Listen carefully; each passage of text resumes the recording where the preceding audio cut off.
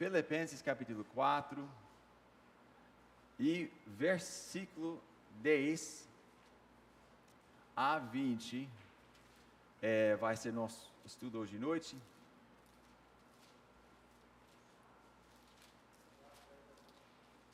Filipenses capítulo 4. E vamos começar no versículo 10. Eu não vou ler até versículo 20, porque na mensagem vamos ler juntos, mas só para iniciar, deixe eu ler em versículo 10 com vocês. A Bíblia diz: ora, muito me regozijei no Senhor, por finalmente reviver a vossa lembrança de mim. Pois já vos tinhas lembrado, mas não tinhas tido oportunidade. Não digo isto como por necessidade, porque já aprendi a contentar-me com o que tenho. Senhor Deus, obrigado mais uma vez. Já oramos que o Senhor abençoe a tua palavra, o estudo. Em nome de Cristo oramos e agradecemos. Amém. Podeis sentar.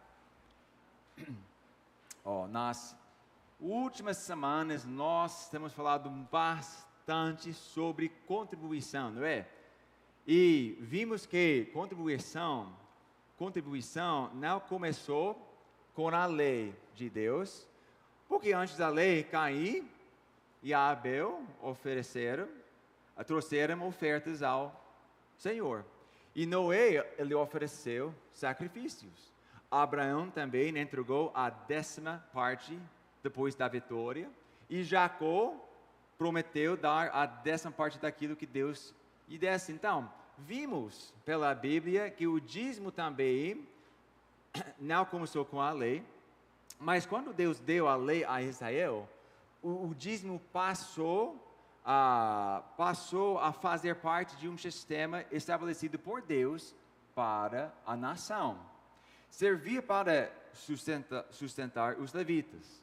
Fazia parte também da maneira de cuidar das viúvas, os estrangeiros, dos necessitados. E vimos que esse sistema envolvia muito mais do que dinheiro. Lembra isso? Havia dízimo, sim, mas primícias, sacrifícios, ofertas voluntárias e votos. E muitas dessas contribuições nem eram em dinheiro. Então, quando chegamos ao Novo Testamento, encontramos uma coisa interessante. Somente 2 pessoas falam sobre o dízimo no Novo Testamento inteiro. Somente 2 pessoas. Jesus falou, claro, sobre o dízimo dos evangelhos, e o autor de Hebreus, em Hebreus capítulo 7. E vimos que quando Jesus falou sobre o dízimo, ele estava falando com os judeus que ainda viviam onde? Debaixo da lei. Em Mateus 23, por exemplo, ele fala de pessoas que dizimavam, matei a hortelão, o endro e o cominho. E eles não estavam simplesmente separando 10% do dinheiro de um salário, estavam seguindo o sistema que Deus tinha dado a Israel. E Jesus disse que eles deviam fazer isso. E nós descobrimos, de fato, se nós queremos praticar o dízimo que a Bíblia ensina, nós devemos dar mais do que só dinheiro, não lembra isso? Então, por quê? Porque nós precisamos lembrar que naquele momento, Jesus ainda não tinha morrido na cruz. Porque isso é importante. Isso é importante porque o Novo Testamento ainda não era estabelecido. Porque para estabelecer, Hebreus 9 explica que para um testamento entrar em vigor, é necessária a morte do testador. Então, a morte de Cristo marcou essa mudança. Por isso, quando chegamos à igreja, em Atos, e em todas as cartas de Paulo, todas as cartas escritas às igrejas, contribuição aparece bastante, e sim, Paulo ensinou sobre contribuição. Ele ensinou quando contribuir e como contribuir, e quanto cada um deve considerar, e com que atitude contribuir, mas nunca encontramos uma igreja recebendo a ordem. Vocês precisam entregar 10%, tá? enfrentamos o perigo aqui, lembra? Alguém pensar assim, ó, então, o cristão não precisa contribuir. Rapaz, muito pelo contrário. Muito pelo contrário. Jesus não quer somente 10% da nossa vida. Lembra o que Ele quer? 100%. Ele deu a vida para vocês e Ele quer sua vida também.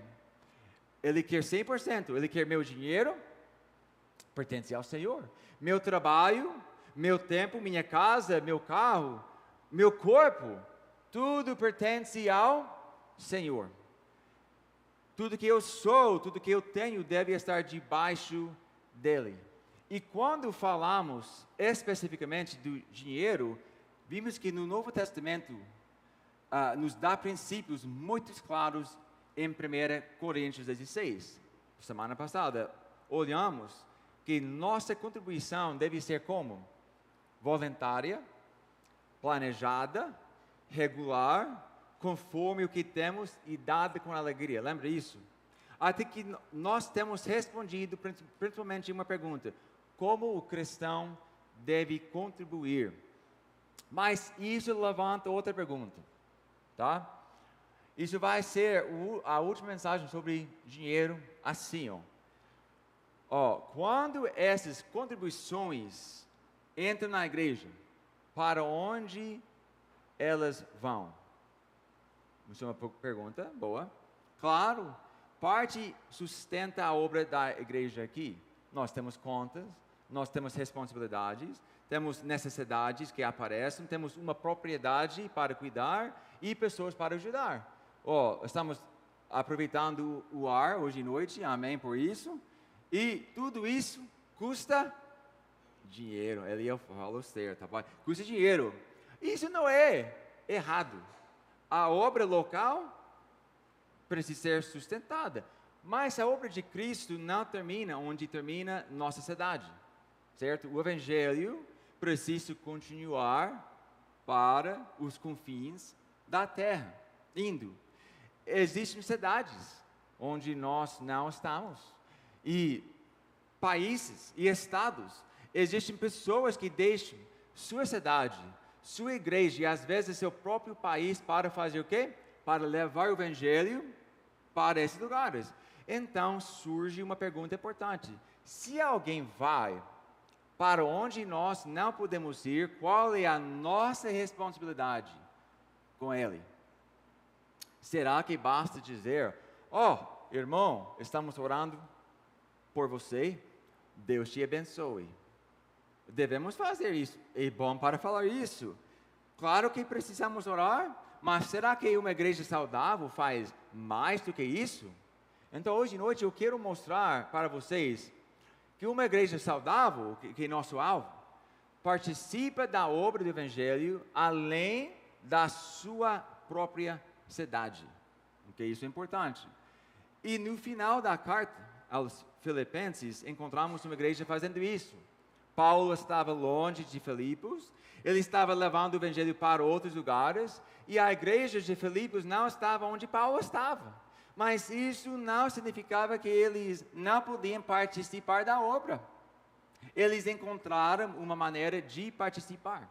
É isso que Paulo começa a explicar em versículo 10. Então vamos voltar para o versículo. Eu queria revisar algumas coisas, relembrar algumas coisas. Agora, eu vou ler mais uma vez o versículo 10. Ora, muito me regozijei no Senhor por finalmente reviver a vossa lembrança de mim, pois já vos tinhais lembrado, mas não tinhais tido oportunidade. O que está falando aqui? Epafrodito levou uma oferta da igreja de Filipos até Paulo. Por isso Paulo falou: muito me regozijei no Senhor. Por quê? Porque eles lembraram dele. Mas preste atenção no que a Bíblia falou. Não era porque eles esqueceram dele antes.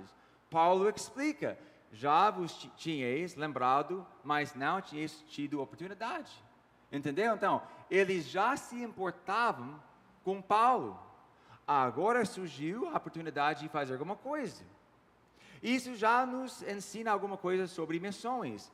É fácil dizer: irmão, nós amamos você, nós amamos missões, Nós apoiamos missionários. É fácil falar isso, é fácil dizer isso, é fácil colocar fotos de missionários num painel, mas chega uma hora em que preocupação precisa virar participação. Nós temos que participar. E eles aqui lembravam de Paulo, e agora fizeram alguma coisa. Mas Paulo também não queria que eles entendessem sua alegria do jeito errado. Ele não estava simplesmente feliz porque, finalmente ele recebeu dinheiro. Não, por isso, veja o versículo 11. Não digo isto como por necessidade, porque já aprendi a contentar-me com o que tenho. Paulo está dizendo, não entendam minha alegria errado. Eu não estou dizendo isso porque sem a oferta de vocês minha vida acabou. Não, ele ficou muito feliz com o que eles fizeram, mas a alegria dele não vinha simplesmente porque precisava de dinheiro. Não, Paulo disse, eu já aprendi a contentar-me com o que eu tenho, tá? Então, veja o versículo 12 aqui. Sei estar abatido, e sei também ter abundância.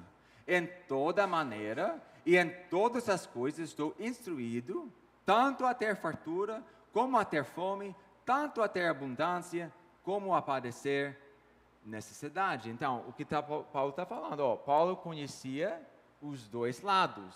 Já teve abundância? Sim. E necessidade? Sim.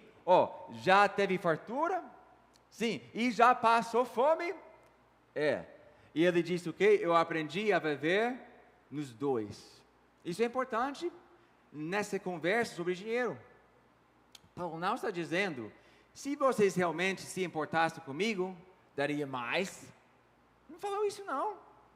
Ele está dizendo, irmãos, eu aprendi a me contentar.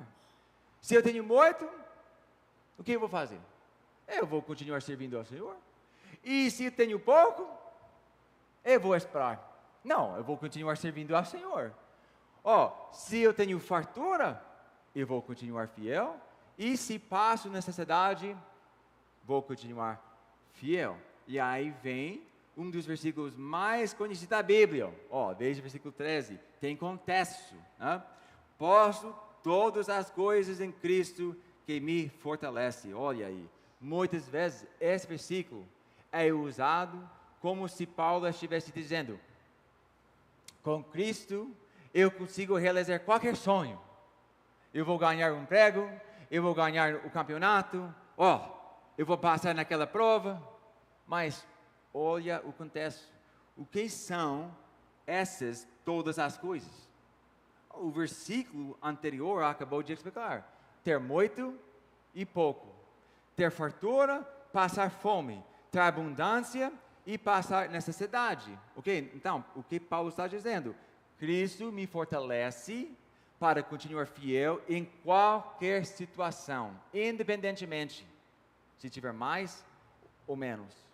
Se tem muito, Cristo me fortalece. Pouco, Cristo me fortalece. E assim. Então, Paulo não está desesperado pelo dinheiro aqui na passagem. Não. A força dele não dependia da oferta dos filipenses, mas dependia de Cristo. E olha a primeira palavra do versículo 14 hoje à noite. Que ele falou, todavia, fizestes bem em tomar parte na minha aflição. Paulo acabou de dizer, eu aprendi a me contentar, Cristo me fortalece, mesmo quando passo necessidade, todavia. Fizestes bem, ou seja, o fato de Paulo conseguir continuar sem a ajuda deles, não significa que a ajuda deles não importava. Não. Ele diz, fizestes bem, mas preste atenção no que ele diz que eles fizeram.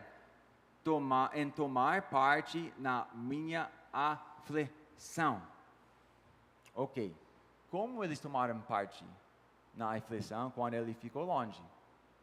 Eles não estavam presos com Paulo, eles não estavam viajando com Paulo, eles não estavam pregando nas cidades onde Paulo estava pregando, Mas mesmo assim, Paulo diz, vocês tomaram parte. Você está entendendo o princípio aqui? Ó? Mesmo assim, Paulo diz, vocês tomaram parte. Eles participaram daquilo que Paulo estava enfrentando. E agora começa a aparecer uma verdade importante sobre missões. Nem todo mundo aqui vai subir num púlpito, vai para outro lugar, nem todo mundo vai aprender outra língua, nem todo mundo vai deixar sua cidade, nem todo mundo vai passar a atravessar o país ou ir para outro país, mas isso não significa que quem fica não pode participar. Todos vocês podem participar na obra de Deus, mesmo que vocês fiquem aqui.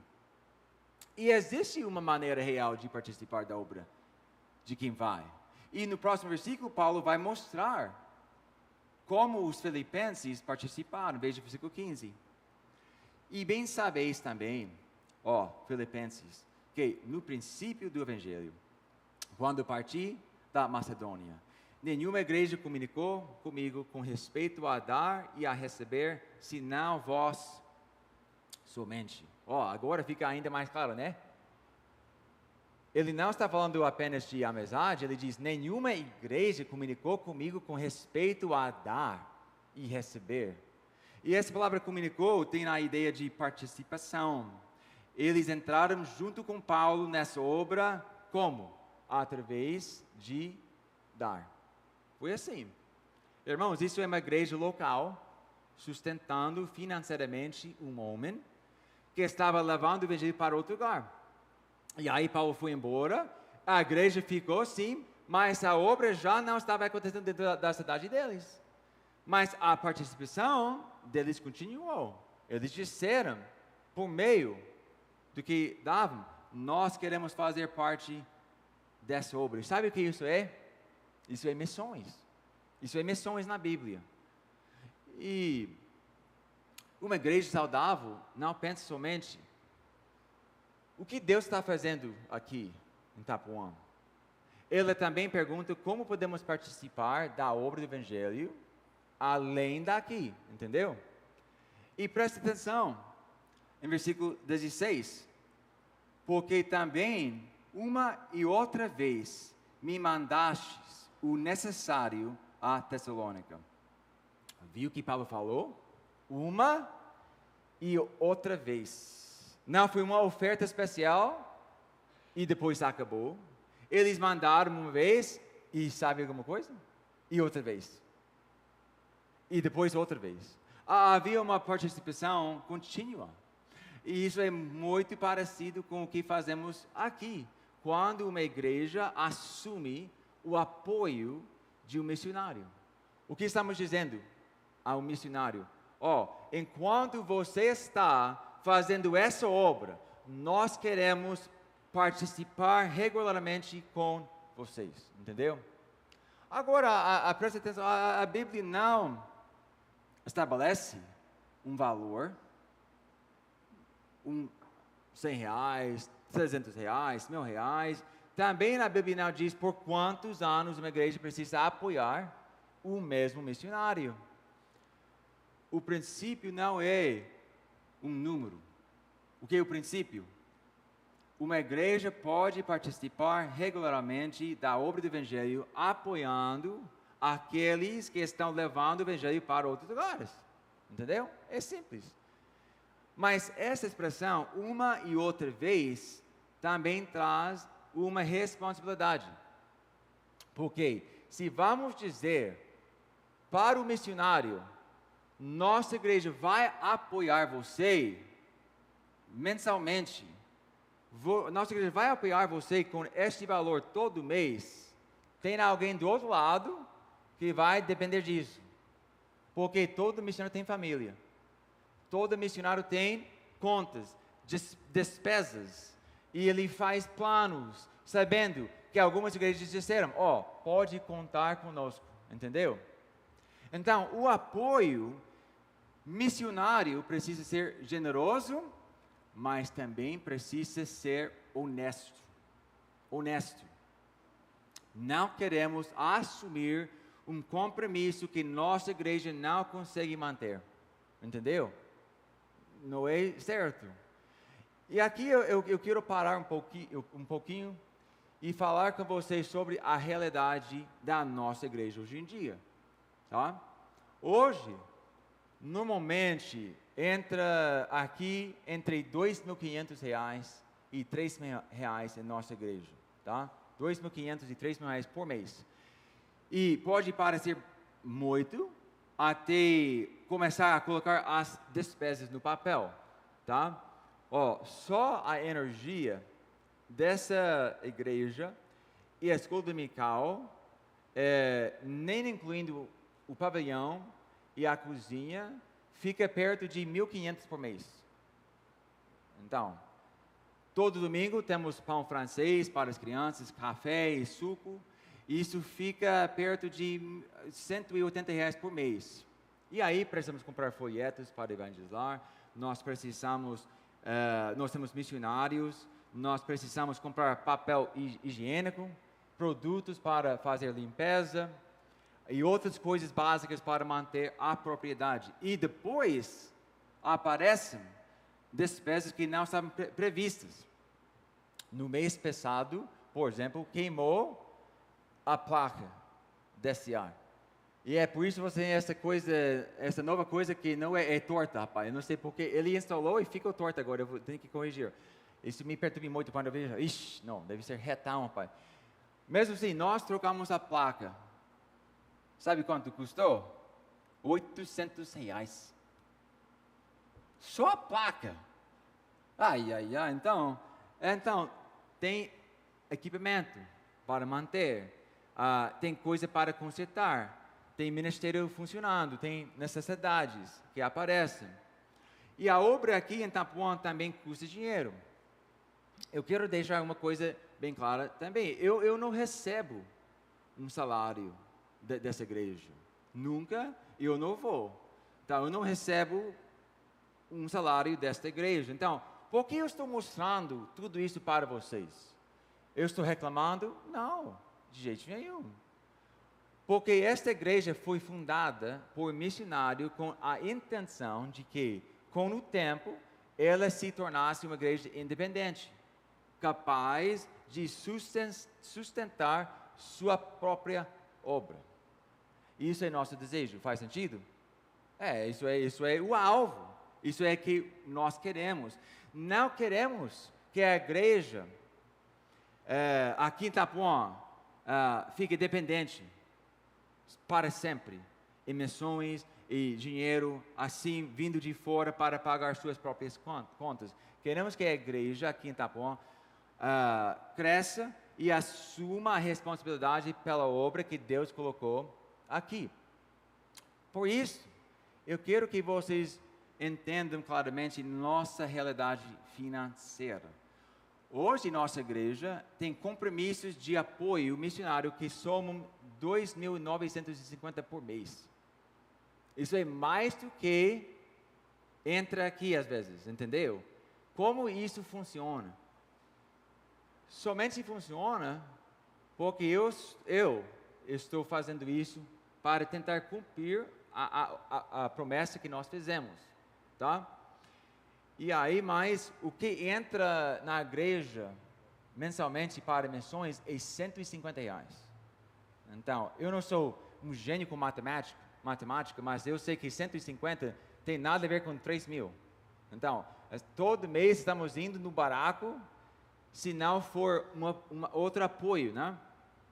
Existe uma distância muito grande entre o que assumimos como compromisso e o que a igreja hoje realmente está contribuindo para missões. E eu estou falando isso porque isso precisa mudar.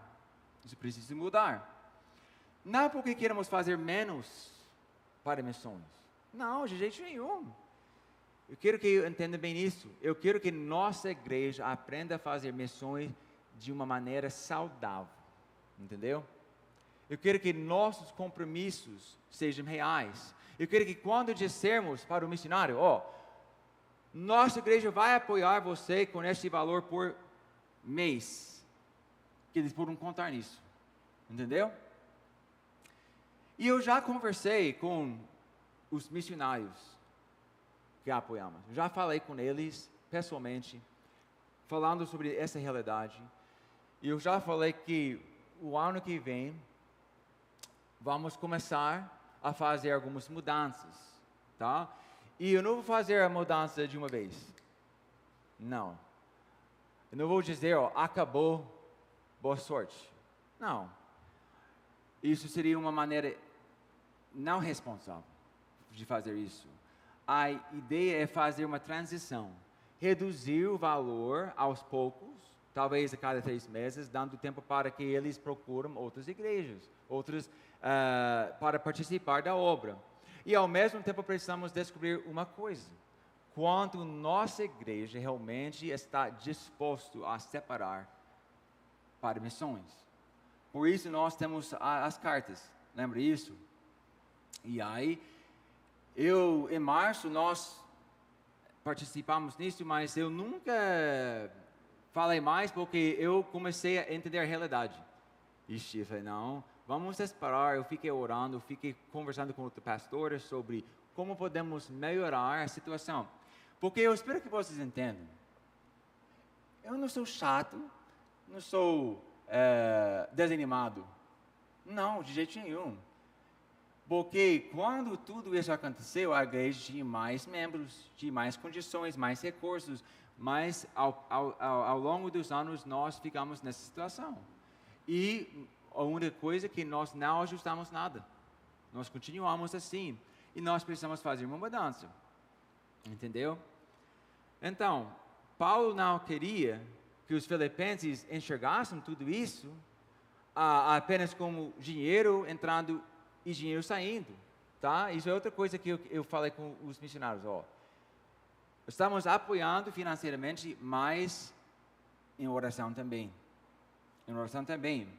Veja o versículo 17.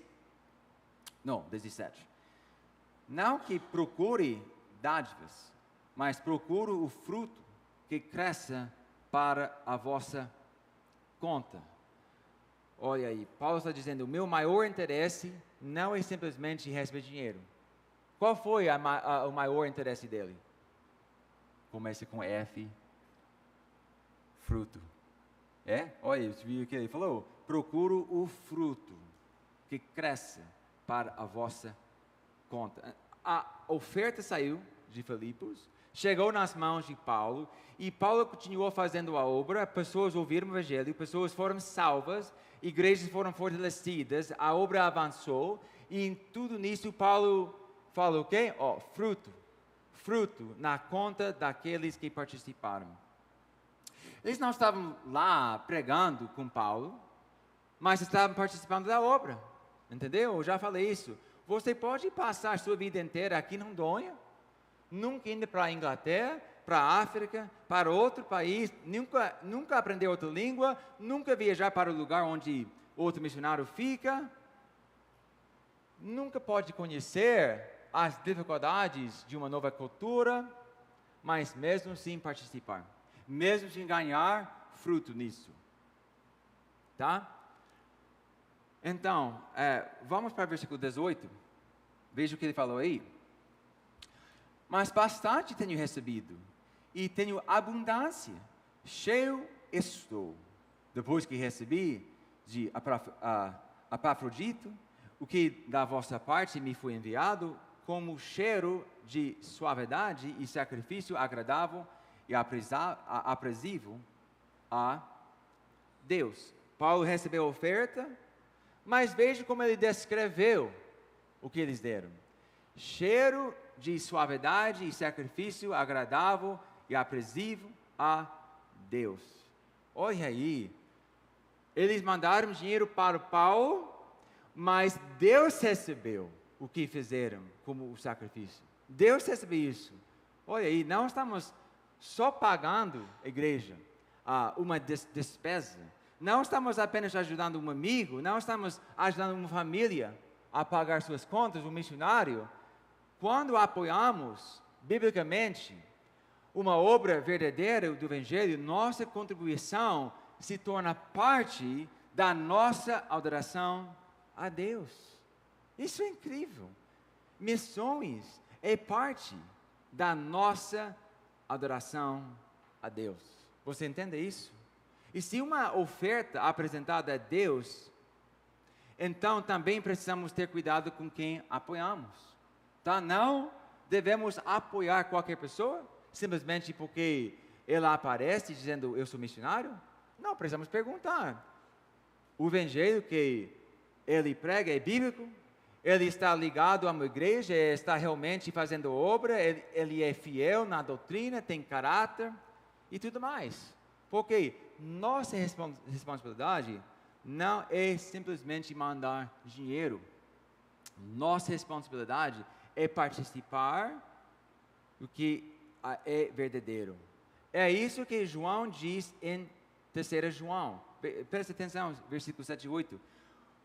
Porque pelo seu nome saíram, nada tomando dos gentios. Portanto, aos tais devemos receber para que sejamos cooperadores da verdade.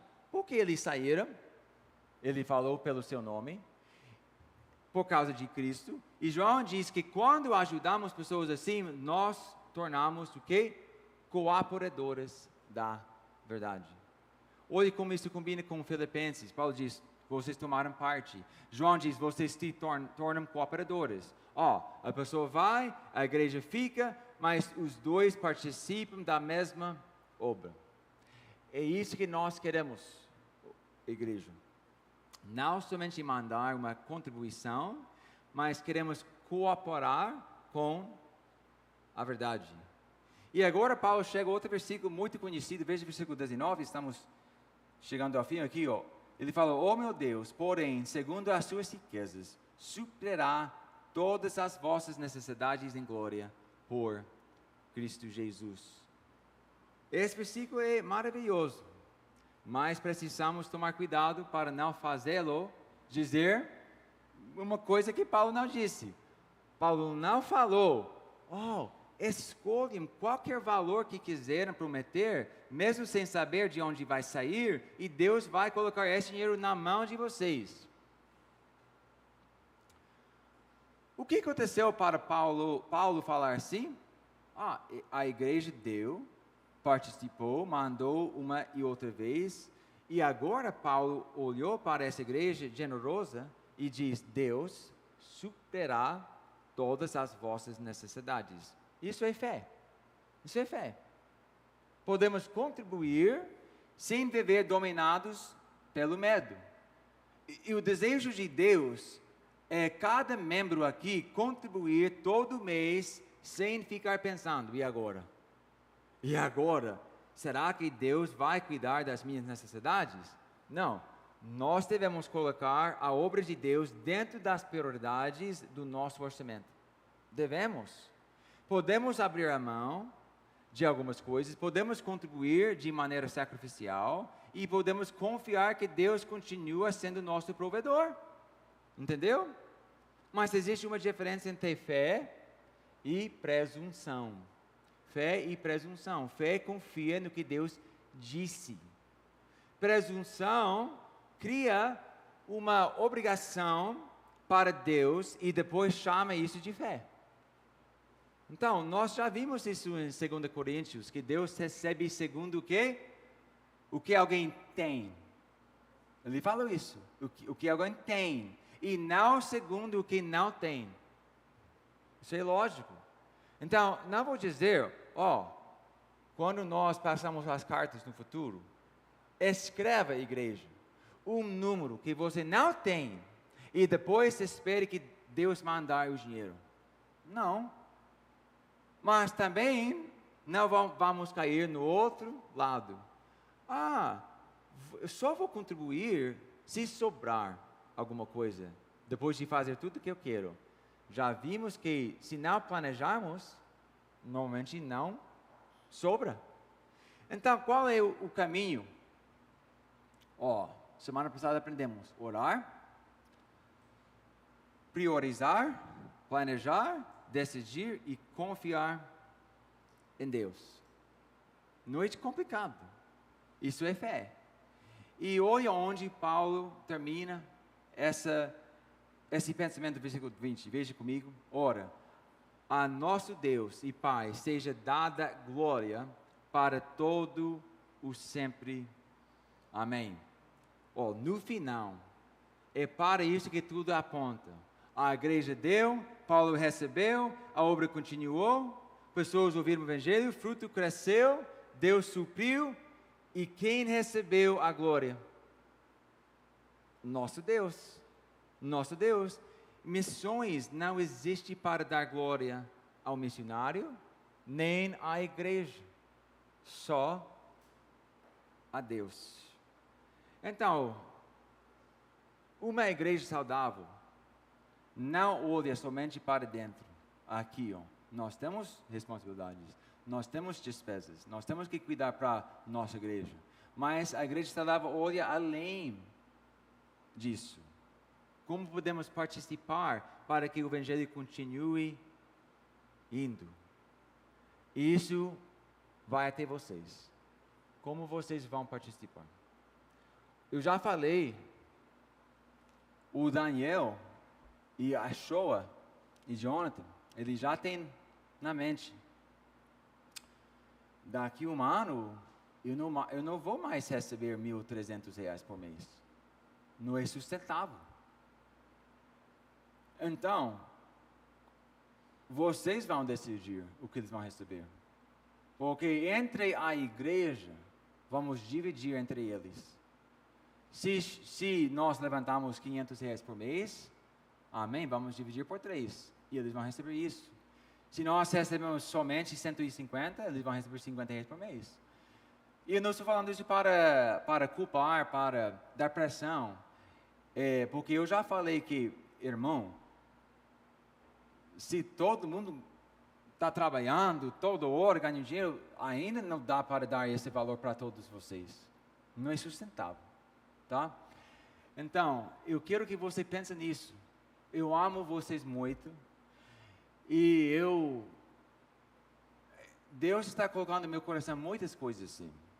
Eu quero revelar para vocês a realidade da nossa situação aqui. E eu quero preparar vocês para ser uma igreja que pode ficar sobre suas próprias pernas.